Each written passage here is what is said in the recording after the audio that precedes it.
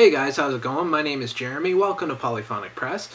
Today I'm going to be reviewing the new album from the Chris Robinson Brotherhood. The album is called Big Moon Ritual. Now, Chris Robinson is best known for the lead singer of the Black Crowes. His brother Rich Robinson released a solo album in the fall. I believe it was in November. I reviewed it, if you remember. Now this is Chris's turn to put out a solo album. This is really his new sort of band. And although Chris and Rich are in the same band, these two albums are very different from each other. Rich is more of a guitar-oriented songwriter, whereas Chris is more about lyrics and melodies and things like that, and it's very evident on this album. At the same time, this album is very short and it's very long. There are only 7 songs on the album, but the songs are very long, very jammy, very spacey, and very sort of little psychedelic kind of journeys. This album starts off with a song called Tulsa Yesterday, and it starts off very slow. It sort of fades in a little bit with the band sort of building up in this just swarm of noise, and then eventually the real meat of the song gets started. One thing that this song reminds me of is the band.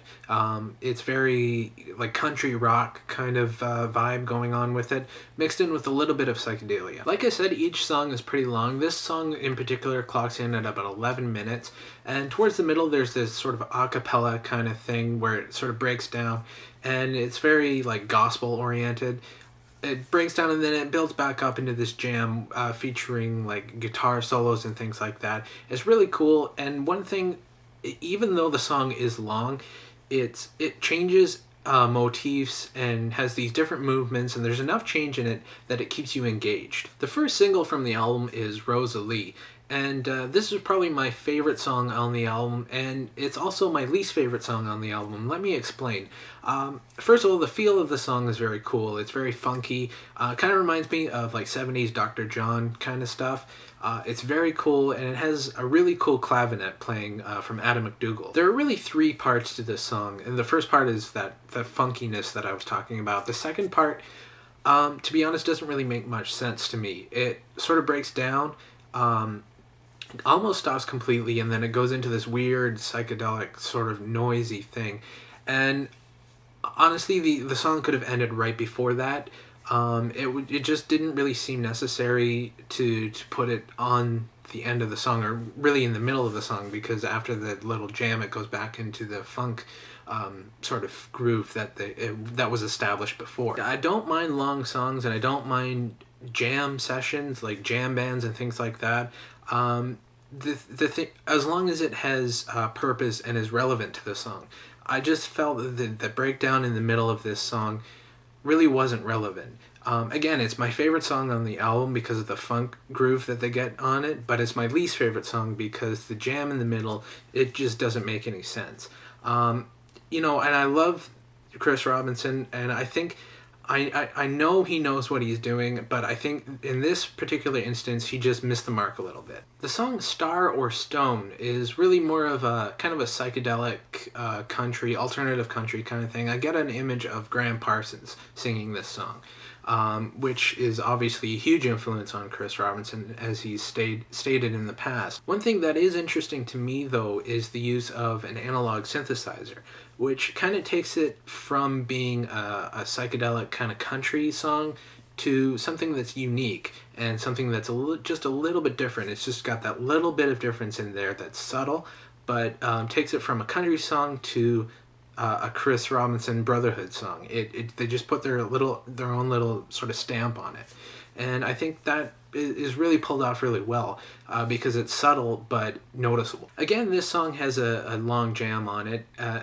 but the thing is, it's relevant to the song, unlike Rosalee, and it stays with the overall feel, and it features some great guitar work from Neal, Casal, who's just an amazing guitar player. He's one of the most sought-after session players in rock music today, I think. He played on the new Ryan Adams album. He's played on a couple albums that have come out in the past couple years, and he's a full-time member of this band, so he's been doing well for himself, and he's a fantastic guitar player. Tomorrow Blues is pretty much what you'd expect from the title. It's pretty much a straight-up blues song. And it comes into the album right when you're ready for it.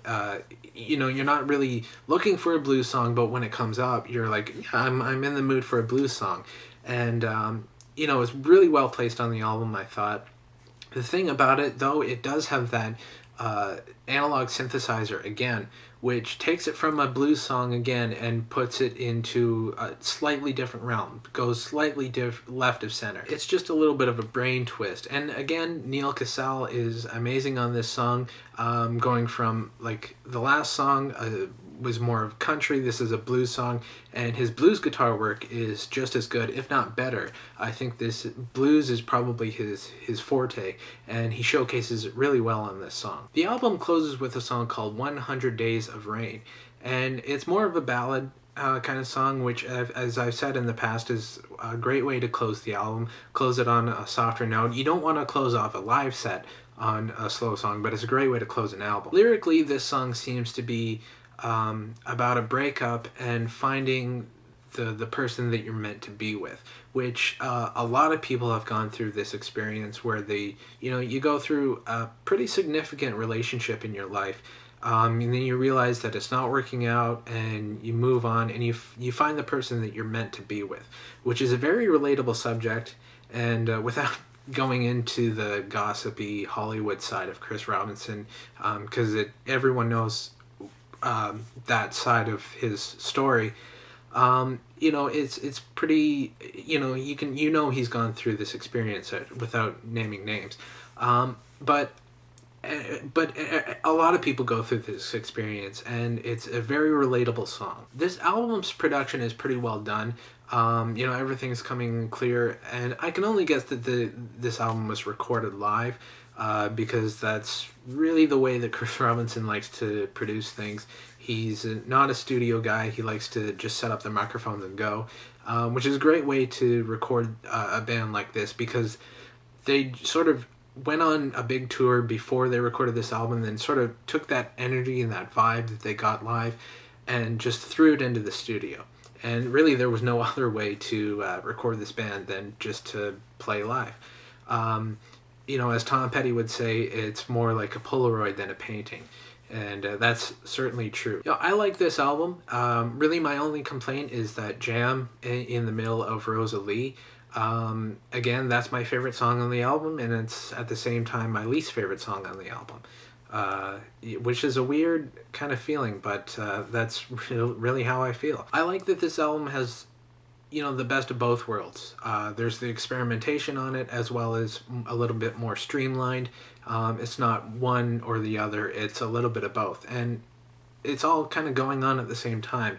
And, you know, I really like that. So I'm going to give this album an 8 out of 10. I really like this one. So that's what I thought about the album. Let me know what you guys think in the comments or the video response. Don't forget to check out the Twitter, Facebook, Last.fm, and the website. All of the links are in the description.